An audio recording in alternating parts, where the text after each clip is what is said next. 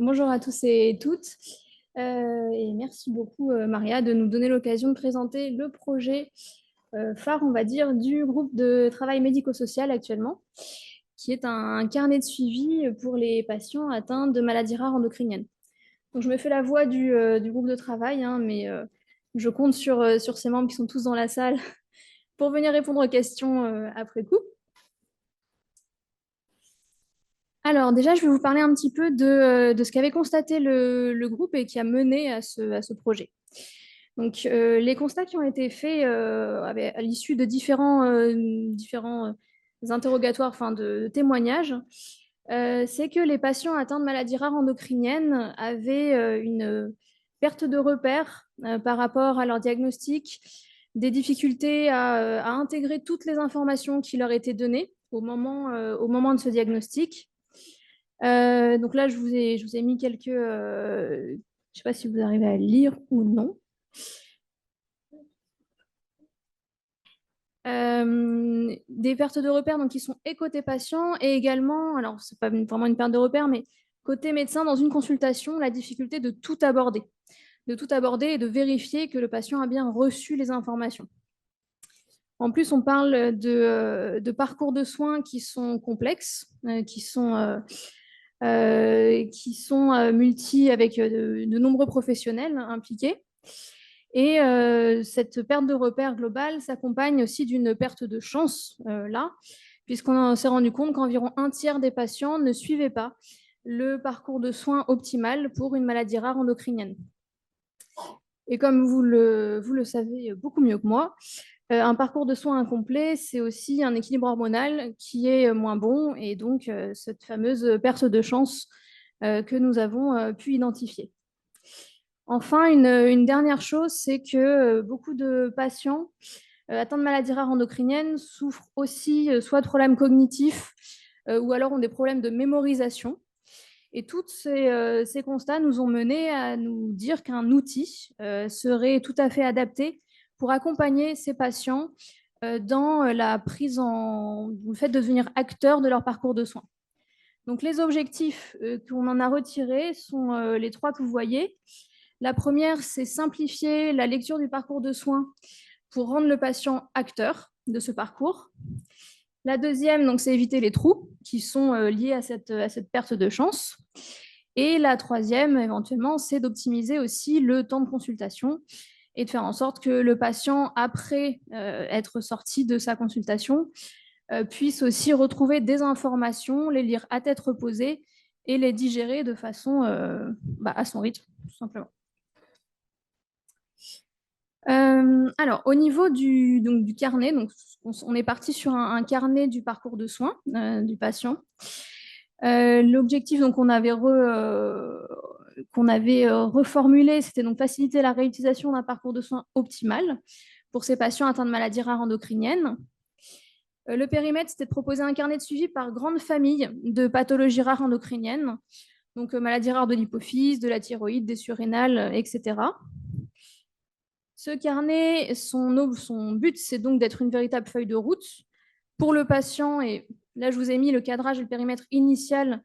C'était aussi pour le médecin, parce qu'on n'est pas toujours avec son endocrinologue référent. Il y a aussi le médecin généraliste et il y a aussi les différents professionnels de santé qui n'ont pas forcément en tête le parcours de soins complet d'une maladie rare endocrinienne. C'était donc de permettre au patient de visualiser l'ensemble de ses besoins et de faciliter sa prise en charge, qu'elle soit clinique, mais également psycho-médico-sociale. C'est pour ça que c'est le GT médico-social aussi. Et enfin, l'objectif était d'avoir des parties fixes génériques pour le carnet de suivi, donc en plus communes à toutes les maladies rares endocriniennes, et des parties personnalisées en fonction de la fréquence des consultations requises par spécialiste. Dès le départ, on a exclu trois points de ce projet. La première, c'est d'avoir des données médicales personnelles détaillées de type dossier patient. D'une part, pour ne pas faire doublon avec mon espace santé, et d'autre part, pour éviter, comme le carnet, comme vous allez le voir, il y a une idée d'avoir un format papier, un format numérique, d'éviter l'hébergement de données de santé. Pas d'explication trop détaillée sur les maladies et pas non plus une liste exhaustive et détaillée des aides sociales, puisque ce travail avait déjà été mené par une équipe de Necker sur un carnet sur les aides sociales dans les maladies rares. Un petit focus sur une partie du carnet, c'est cette fameuse timeline du parcours de soins. Donc, l'une des parties modulables et personnalisées du carnet de suivi, avec des repères visuels clairs. Donc là, vous voyez plus le cadrage, hein. Vous ne voyez pas le résultat encore. Comme tout le carnet, cette timeline est construite à partir des PNDS rédigés par la filière Firando. C'est-à-dire qu'il n'y a rien d'inventé. Il n'y a rien de... Toutes les informations en fait, qu'on a prises pour constituer ce carnet de suivi sont des informations consensuelles qui ont déjà été validées à travers les PNDS de la filière Firando. Et on a mis donc deux exemples, par exemple, qui sont faits. Alors, le premier, celui de tout à droite, c'est chez Oscar.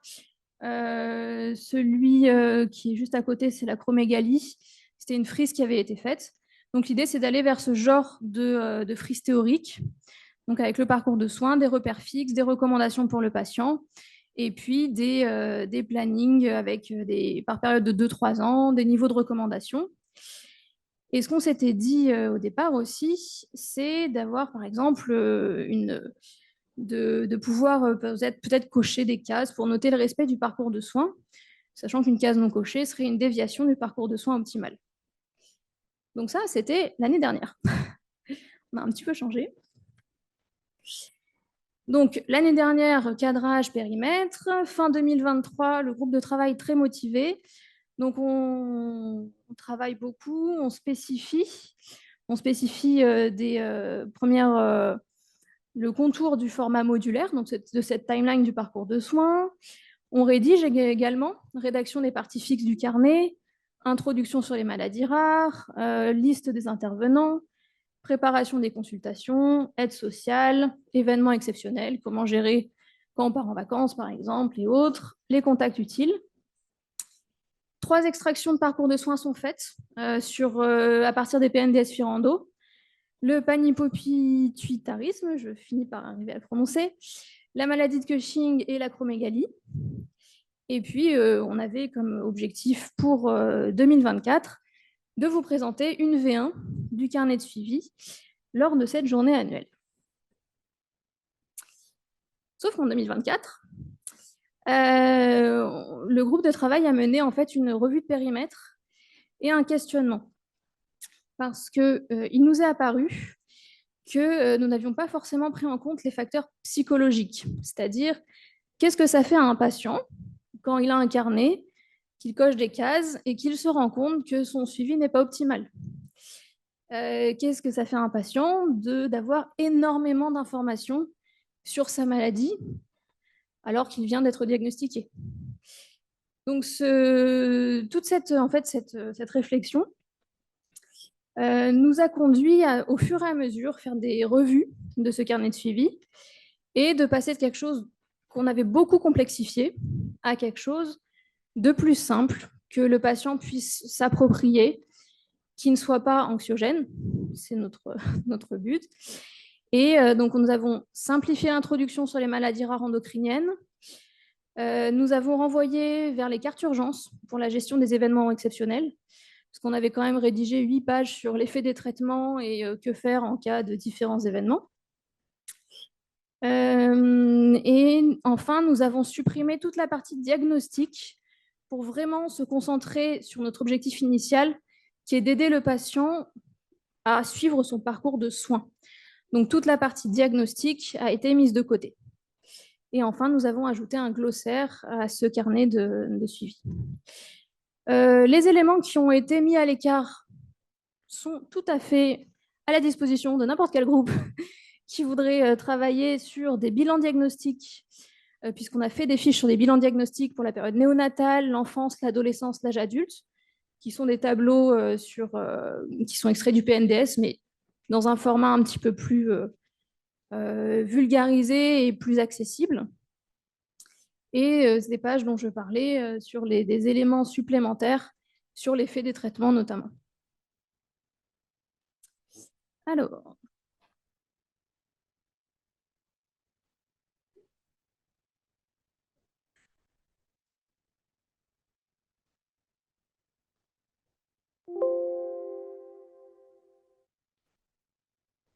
ce que je vais faire, c'est que je vais vous montrer la maquette actuelle du carnet de suivi.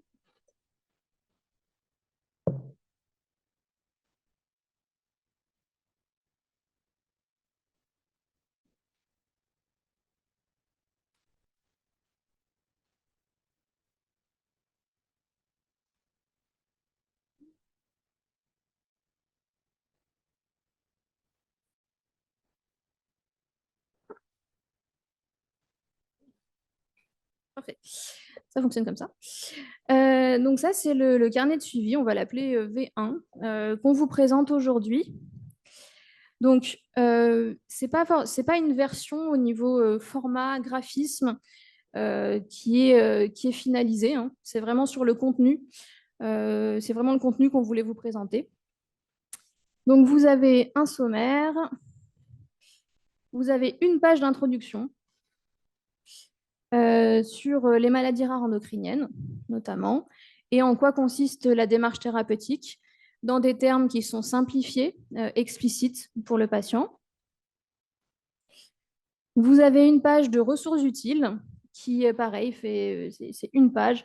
Les cartes urgence, le PNDS, les aides sociales, qui ne sont pas donc détaillées, mais qui sont mentionnées pour que le patient puisse savoir qu'elles existent. Et ensuite, vous avez des frises du parcours de soins. Donc, on a divisé en nourrissons, enfance, adolescence et âge adulte. Donc, avec la fréquence recommandée pour les consultations, les examens qui sont censés être réalisés, mais qui, là, pareil, là, on avait vraiment listé tous les dosages, toute la biologie, on a beaucoup simplifié et on a mis des choses beaucoup plus générales, mais que le patient puisse bien comprendre et s'approprier de la même manière. Dans chaque frise, vous avez un encart spécifique sur les professionnels, sur la prise en charge donc, psychologique et médico-sociale, donc pour de même inciter aussi le patient, enfin que le patient puisse savoir que ces choses-là font partie de son parcours de soins s'il le désire et qu'il puisse se tourner vers ses ressources.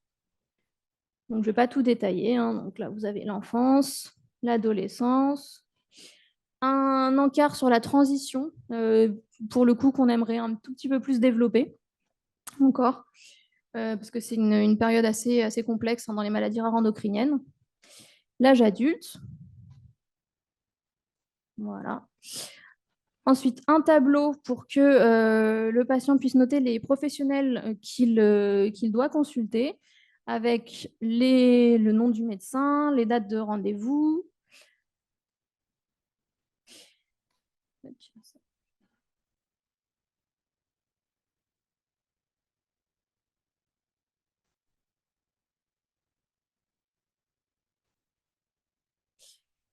Et ensuite, donc, préparation de la prochaine consultation. Qu'est-ce qu'on peut conseiller à un patient avant d'aller voir son endocrinologue? Donc, est-ce qu'il peut se faire accompagner quand il est en consultation? Quelles sont les thématiques qu'il peut aborder, qu'il doit se sentir libre surtout d'aborder? Et une partie où le patient peut prendre des notes également pour préparer sa prochaine consultation. Voilà. Et de même pour les événements qui ont pu se produire entre deux consultations. Donc là, on a mis 5 fois la même. Et enfin, les contacts utiles. Donc voilà le carnet dans sa version actuelle.